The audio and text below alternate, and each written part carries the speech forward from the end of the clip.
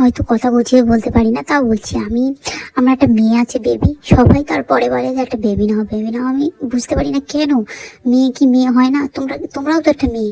আমি একটা কথা বুঝতে পারছি না, মেয়ে কি পড়াশোনা করে না? এখন দেখো সব জায়গায় মেয়ের আগে আছে, হসপিটাল থেকে শুরু করো, ডাক্তার, মাস্টার, যে কোনো মানে জায়গা থেকে, পুলিশ টুলিশ, সব দিক থেকে মেয়ের আগে আছে। কেন তোমরা মেয়েকে পড়াশোনা করতে পারছো না ভালো করে?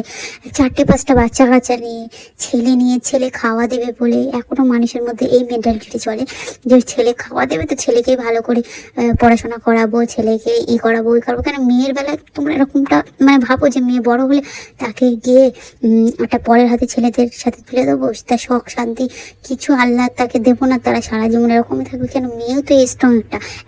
একটা ছেলে এই বাজারে যতটুকুই করতে পারে, একটা মেয়ে তার চেয়ে ডবল করতে পারে। তোমরা কেটে যায় না সমাজকে একটু দেখো। আজ তোমরা যেসব কথা বলছো না, সেসব কথা আমার কাছে কোনো ভ্যালু নেই, কারণ আমি একটা মেয়ে আর আমি চাই আমার মেয়ের জন্য আমি সব কিছু করবো, যেটা একটা ছেলের জন্য। আমি ওর জন্য একটা বাড়ি বানাবো যাতে ও বলতে পারে আমার বাড়ি, মেয়েদেরও বাড়ি হয়।